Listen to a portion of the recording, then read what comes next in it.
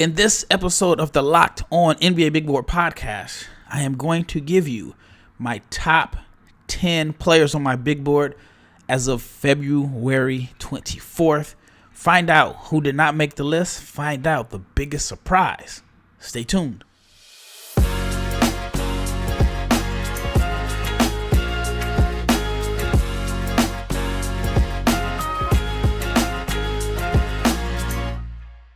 Big shout out to each and every person that has made the Locked On NBA Big Board podcast your first listen of the day.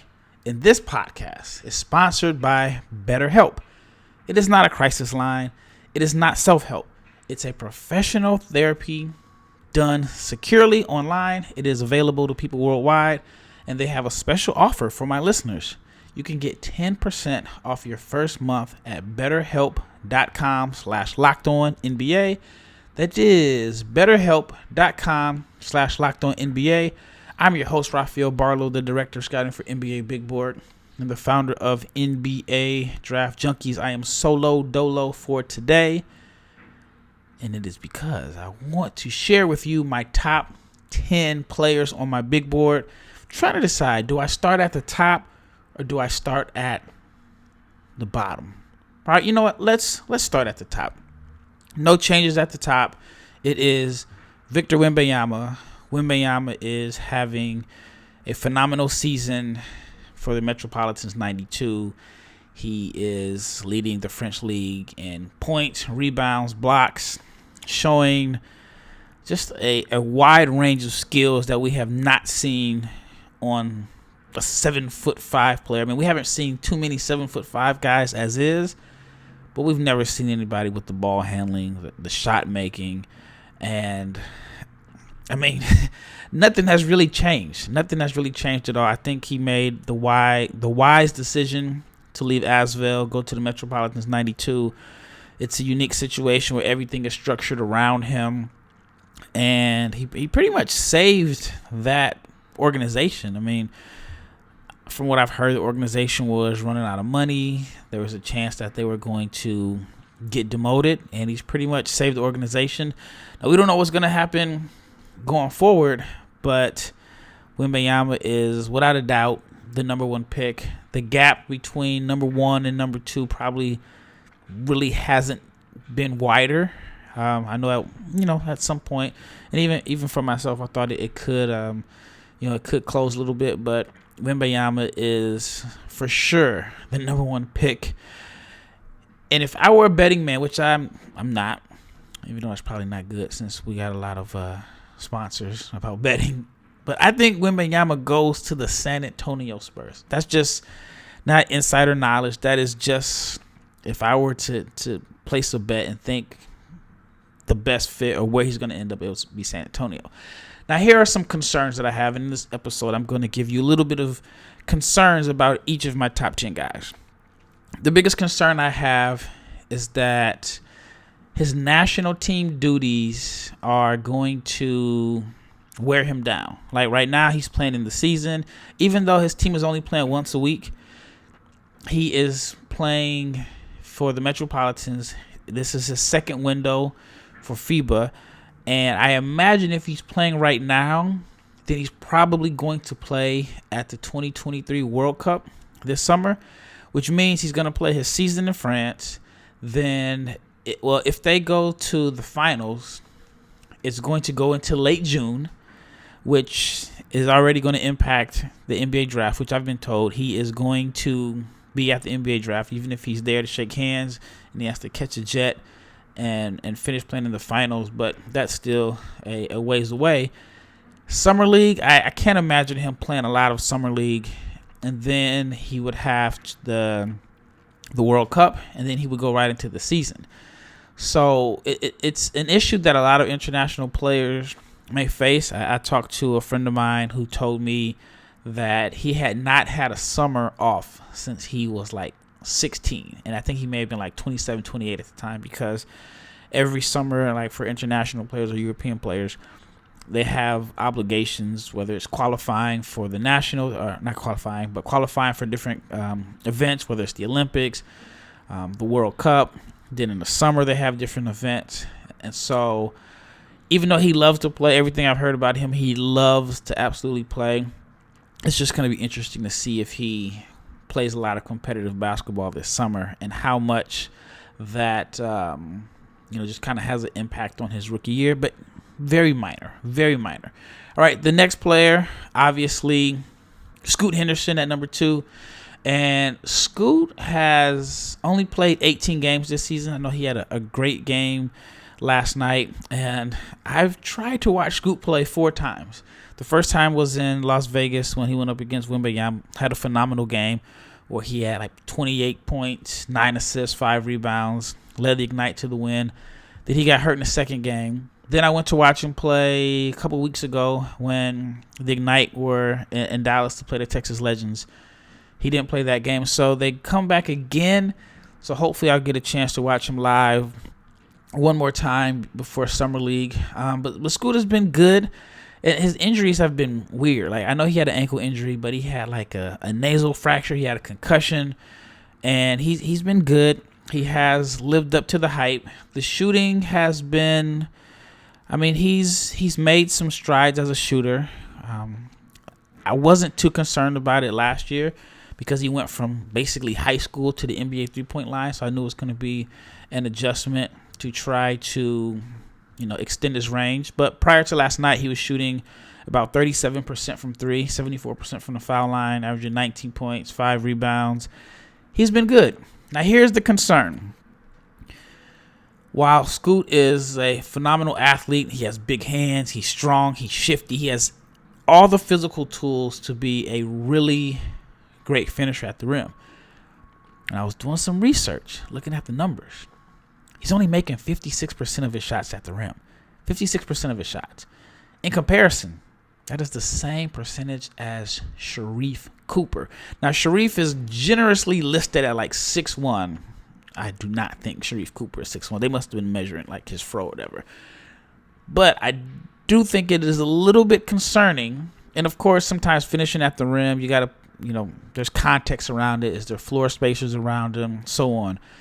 But I do think it's a little bit concerning that he is shooting the same percentage around the rim as a small guard like Scoot Henderson. And then when I looked before, there were guys that were, of course they're older, that have a similar athletic profile that were shooting significantly higher at the rim. But again, it's just like I'm nitpicking here, but I have concerns. Like, there's no such thing as a perfect player. All right, at number 3, and this is kind of difficult. I still have Brandon Miller at number 3, and I did a whole episode a couple days ago about the Brandon Miller situation. I just hate that he's even involved in this situation, whether it's directly or indirectly. I just hate the fact that when his name comes up, there's controversy. Everything I heard about him prior to a couple days ago was that he was a great kid, great reputation. And I do think that the media has made like him a bigger focus than Darius Miles and the homicide. Some of the clickbait articles and some of the articles that I saw at the very beginning or were saying that basically made it sound like he handed him the gun, like he's the one that said the heat is in the hat. And we'll come to find out that, at least based off what we know right now, that hasn't been true. He basically brought the gun that was in his car. It's a bad situation. It's a very bad situation. But just based off of what I see on the court, he's a number 3 prospect. And I don't think the gap between 2 and 3 is wide, in my opinion. And I felt like the game against South Carolina, even though South Carolina is not a good school, it just showed what he's capable of. 41 points, 8 rebounds. I think he was 6 of 13 from 3. And he made 2 clutch baskets, both going to his left. And I know when I made my comment about Brandon Miller possibly taking him number 2, and I had like all these people giving me these breakdowns and these stats about he can't finish at the rim. I got literally blasted that day for my comment. And I stand by what I said. I think if you're Detroit Pistons, if you got the number 2 pick, you take Brandon Miller. And I don't care about the whole take the best player available, because if the best player available is not in the best situation for him, then he may not be the best player available. But anyway, there were so many people. I mean, just talking about he is the worst finisher at the rim since Zaire Williams, and Zaire Williams was playing with a hurt knee, yada, yada, yada.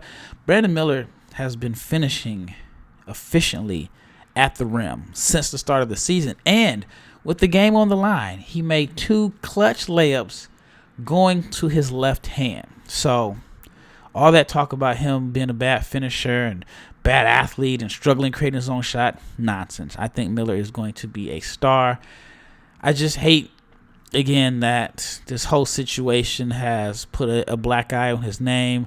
But even then, that's still minor, because there are much, much bigger problems. And it's just an unfortunate situation. Prayers to the family of the woman that was killed in this situation. I mean, it's just weird for me to even talk about that. But just based off of basketball, Brandon Miller is the number 3 player on my big board. All right, when we return, we'll talk about who's number 4, 5, 6, 7, 8, all the way down to number 10. This show is sponsored by BetterHelp. And when you are at your best, you can do great things. But sometimes life gets you bogged down, and you may feel a little overwhelmed, or you feel like you're not showing up in the way you want to. And working with a therapist can help you get closer to the best version of you, because when you feel empowered, you're more prepared to take on everything that life throws at you. If you're thinking of giving therapy a try, you have to try BetterHelp, because BetterHelp is a great option for you. It's convenient, it's flexible, it's affordable, and it is entirely online. Just fill out a brief questionnaire to get matched up with a licensed therapist, and switch therapists anytime you want to, and there is no additional charge. If you want to live a more empowered life, then therapy can help you get there. Visit betterhelp.com/lockedon today, and you can get 10% off of your first month. Again, visit betterhelp.com/lockedon, LOCKEDON. You get 10% off your first month.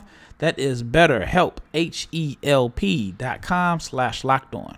All right, the first 3 players on my big board. Victor Wembanyama, no surprise there. Scoot Henderson, no surprise. Number 3, I have Brandon Miller.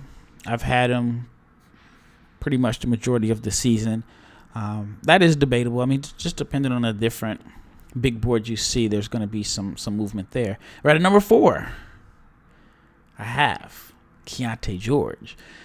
And a lot of people may have Almond Thompson, but I'm going to tell you why I have Chiante George. Now, Chiante is a player that I think could be similar to Devin Booker. I think that he is one of the better shot creators in this class, even though the numbers don't necessarily match the eye test. I think he's a much better shooter than the 39% he's shooting from the floor. I think that he is, again, a better athlete than people give him credit for. I know I've seen like some questions about his athleticism. I think he's a guy that just doesn't rely on being athletic to score. He had a dunk against Kansas that I'm sure the non-believers in his athleticism had to scratch their head there. Still the 4th leading scorer in the Big 12. The Big 12 is the toughest conference in the country. Again, the 39% is concerning. I think he's shooting like 35% from 3, which is solid. He's been a little up and down. I know he had a 2-game stretch where he only combined for like 10 points, and then he backed it up where he combined for 43 points, and he made 11 out of his 20 shots from deep. I think they played Kansas and Kansas State. Again, the efficiency is concerning. Also, he's only shooting 54% at the rim, which is lower than Scoots. That is concerning there. 28% on guarded catch and shoot attempts, and he has more assists than turnovers in 28 games. However, it's concerning, but my eye test and my gut feeling is telling me that Chiante George is going to be a star. So that's why I have him at number 4. And at number 5, I have Almond Thompson. Almond Thompson is probably the most explosive athlete in this class, and he's arguably the best passer. Once you factor in he's 6'7" with a listed 6'11" wingspan, he should be able to defend multiple positions, and you have one of the more promising prospects probably in recent memory. He's still a wild card. I think that NBA teams are still trying to gauge overtime and how to evaluate players from overtime. And I mean, we did an episode on overtime a couple days ago. I haven't been out there to see them live, but I have interviewed and talked to a lot of different people with different opinions on overtime. One is overtime is better than regular high school basketball. You have a lot of 4- and 5-star caliber players that are playing there. I've heard the professional development is good, especially off the court. I've heard that people may think it's a little gimmicky because, you know, the stuff that they may have to do as far as like the TikToking and the social media stuff. But Overtime is it's really a social media company. It's a content company that's a basketball league. They've expanded. Actually met a few people from Overtime at Basketball Without Borders this past weekend. One concern I heard from a scout that I mentioned in a previous episode was that it's hard to determine the heart and how guys from Overtime respond under pressure, because there isn't like a Big 12 championship. There isn't a Big Monday. There isn't, you know, like Michigan versus Ohio State or Duke versus North Carolina, UCLA versus USC. There isn't like the heated, intense rivalries, which, you know, I get it. But Almond Thompson has been phenomenal, even though his brother won MVP. Now, the positives are, again, the athleticism, the passing, the defensive versatility. My personal concerns are not much has changed as far as the shooting over the last year. It's always been like a glaring weakness. The shot hasn't improved. He's only shooting 28% on jump shots overall, 23% on jump shots inside the rim. Does not have like a mid-range pull-up game, which I think could be somewhat of an issue in the pick and roll because teams are going to go under, and he can't really make them pay. And he's only shooting 28% from three. But shooting, in my opinion, can be fixed. Repetition, a good shooting coach. That's if you have touch, good touch. I think he's shooting like 60% from the free throw line, 62%. So I am a little bit concerned about his touch. But if you're a swing for the fences type guy or scout, or you believe in just your developmental program and you can fix the shooting, then you could end up with an all-star, a very, very high-level player. All right, at number 6, a big mover is Jarace Walker. Jarace Walker has played, I mean, he's definitely played himself into the conversation of being a top 5 pick. I was high on Walker coming into this season. His film really popped out to me in high school at AMG. And then I kind of had him in like the back end of the lottery. And I remember a scout that I really respect told me, you got to go to a practice. You got to watch him practice, and you have a better feel for what he can do. Over the last few games, he has showed what he's capable of. Like I said, I think he's put himself in the conversation to be a top 5 pick. He did have a 4-game stretch in like late January and February where he averaged like 20 points per game, shot 58% from 3. And 58% from the floor and 55% from 3 on 4.5 attempts per game. Now, I'm not 100% sold on the shooting touch, even though the shooting numbers are respectable. At one point, like maybe like a week ago, it was like 42% from 3 for the year. I think right now it's about at 37%. He's really shooting well off the catch, 40% on jump shots off the catch. But the 61% from the foul line is probably a good indicator of his shooting touch. Maybe it's somewhere in the middle, but it's hard for me to really trust the guy's shooting and be 100% sold on it if he's only shooting 60% from the foul line, even though the 3-point percentage may be high.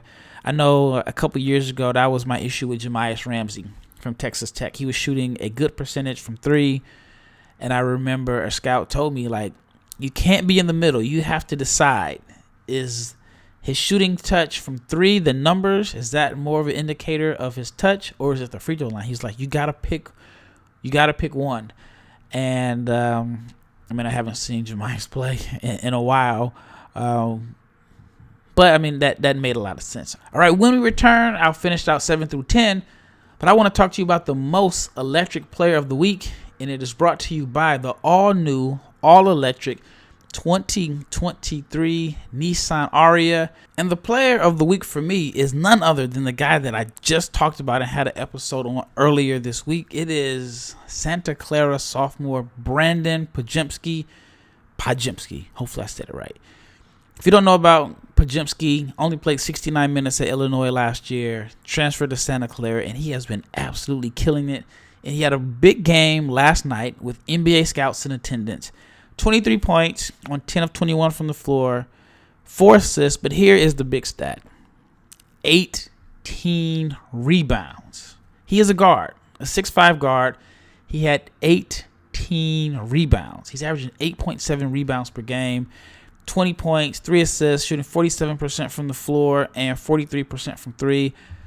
The numbers are the numbers. Like, his nose for the basketball and how he rebounds is crazy impressive. So that is why Brandon Podziemski is my most electric player of the week. And speaking of electric, the Nissan Ariya, it is brilliantly fierce, fiercely elegant, stunningly powerful, elegantly powerful, and it delivers on duality, a combination of fierceness and elegance, beautiful but strong. It is the perfect SUV crossover.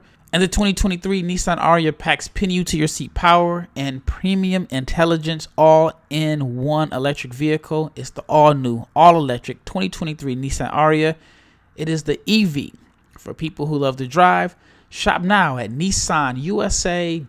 All right, last segment. All right, we started off at number 1, and that is Victor Wembanyama. We got Scoot Henderson at 2, Brandon Miller at number 3, Chiante George at 4, Almond Thompson 5, Jarris Walker at 6, and at number 7, Nick Smith Jr. Now, Nick Smith Jr.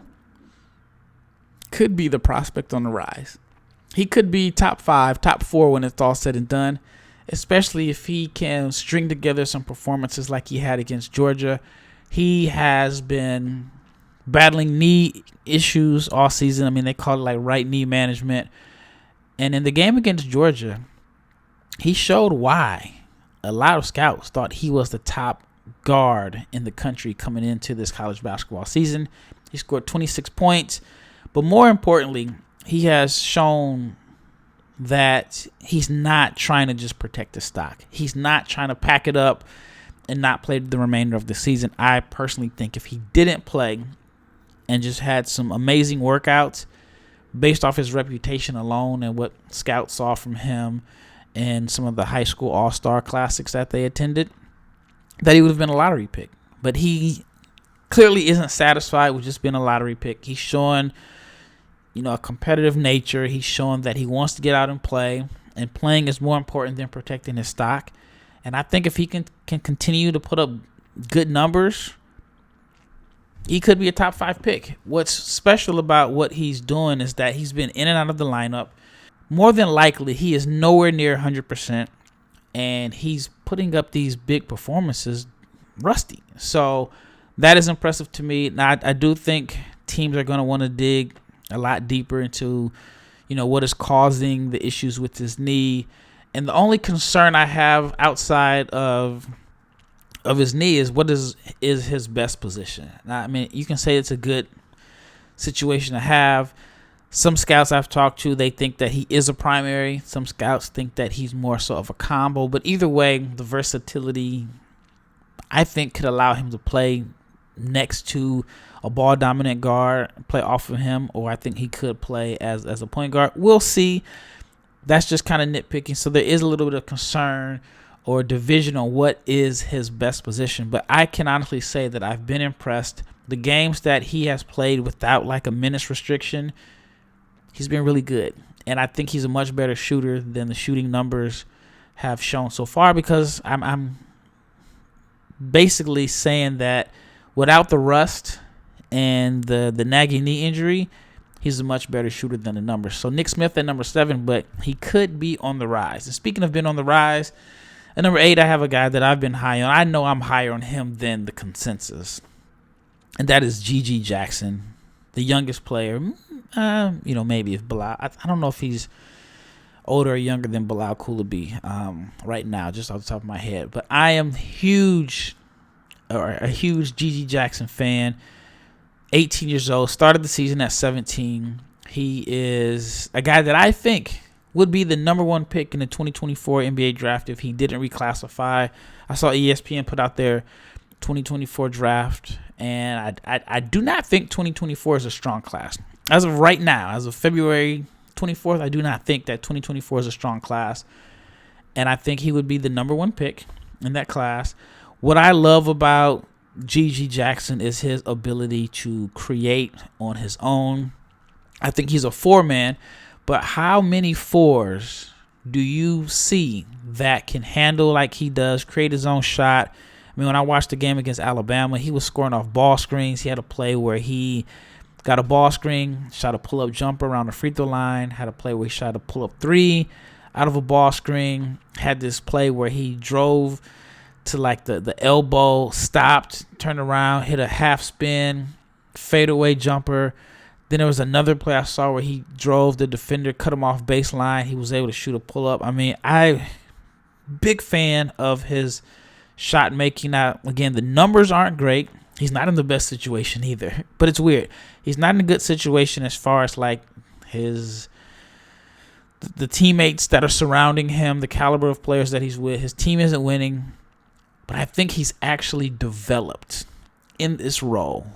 And he showed that he can score.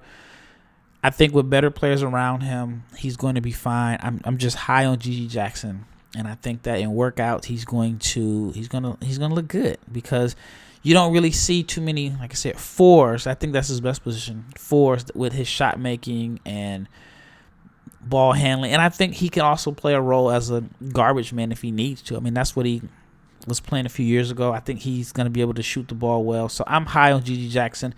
My concerns are the same concerns I'd have with someone that is a little bit younger for his class. He has shown moments of being immature. It's kind of funny because somebody had reached out to me, and I forgot who they played, but there was a game that they played where he didn't get the ball late in the fourth quarter. Not fourth quarter, but late in the second half. They kind of just didn't take advantage of, or South Carolina did not take advantage of his shot making. He's kind of left out. So somebody had reached out to me and said, I commented that South Carolina is misusing G.G. Jackson, and they said like he liked it or retweeted or something like that. So I ended up going on Twitter, and I saw that anybody that said something about him not getting touches in the fourth quarter, he liked it. So he just had a series of likes. Then I guess he went on a rant on Twitter about his frustrations, which, man, you picked South Carolina. You knew South Carolina was not going to win a lot of games. But I still believe that he's in a better situation as far as, like, developing than if he went to North Carolina, which I know is people probably think I'm crazy there. But other than the signs of immaturity, like the bad body language, I'm still high on him. I think that next year is going to be a major adjustment because he's going to start the season off at 18, and he's going to school in his hometown, so it's going to be a major adjustment for him being away from home. So it's going to be very important for him to have like a strong cast of people, whether his parents or someone around him, because he has shown some signs of being a little bit immature. To me, that's still minor. All right, at number 9, Cam Whitmore is number 9 on my list. Cam was highly touted coming into the season. His freshman season was derailed because he had a thumb injury. There were a lot of people that thought he could be like the number 3 pick. I think he has a difficult road ahead if he wants to get back to that range. I don't have him top 5 right now. He's been up and down. He is young for his class, still only 18 years old. But he's averaging 12 points, 5 rebounds per game. 45, 32, 71 shooting splits through 21 games. The numbers are okay. I honestly thought that they would be a lot better. But I do like the fact that he's 6'7", has an NBA-ready body. He's listed at like 232 pounds. Has a good blend of power, athleticism, explosiveness, and he can create his own shot off the dribble. I also believe his game is more suited for the NBA than college basketball. I also have more space to operate. But my concerns is he has been wildly inconsistent. He has scored under 10 points in, I want to say, like 10 of the 21 games. Now, for a guy that is as talented as he is, on a team that really needs his scoring to be competitive, it's a little bit of a concern to me. Again, he's younger for his class, only 18 years old, so I definitely have to factor that in. But the game that stood out to me this season, not like the big performance, but the game against Creighton, where he only attempted 5 shots. He played 33 minutes, and the game came down to like the final possessions, and he was nowhere to be found. Like, I do not remember him even touching the ball, looking at the rim, or being aggressive or assertive in the last 5 minutes. Even the whole game. 5 shots, 33 minutes. I don't know if he was injured or what. So I have some concerns there. And similar to G.G. Jackson, both guys are on teams that aren't really good. But the assists and the turnovers are very concerning. Cam Whitmore has 15 assists this season in 21 games. And he has 38 turnovers. Not saying that I expected him to be like a playmaker this season. I did have someone tell me that they thought that, he was an underrated passer. But the 15 assists and 38 turnovers is a little bit concerning. All right, at number 10, wrapping up this episode, I have Anthony Black. And I owe Anthony Black an apology. I thought that Anthony Black was just going to be a connector. If you would have told me he averaged 8 points, 5 rebounds, 4 assists per game, I would have believed you. But if you would have told me that Anthony Black would average more points per game than Cam Whitmore, Cason Wallace, and Nick Smith, I would have been like, you are absolutely nuts. But Anthony Black has shown me something this year as a scorer. But more so, he has this knack for getting to the line and drawing fouls. And it's not like his best attribute is, to me, his passing and his versatility. But his ability to score and get to the foul line has secured him as a top 10 player. I think he's also going to look better in the NBA with NBA spacing. Still don't know if he's a primary or a secondary or a wing ball handler, but either way, I mean, it's a good problem to have. I think he's going to help a team out right away. I love his feel for the game. I love the fact that he makes players around him better. Now, my concern is the shooting. He's shooting 34% on jump shots overall. Not terribly bad. 31% from 3.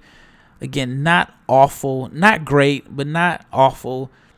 It's the 71% free throw percentage. Again, it's not awful, but I would love to see that number improve, especially as someone that's going to be like a ball handler, especially in late game situations.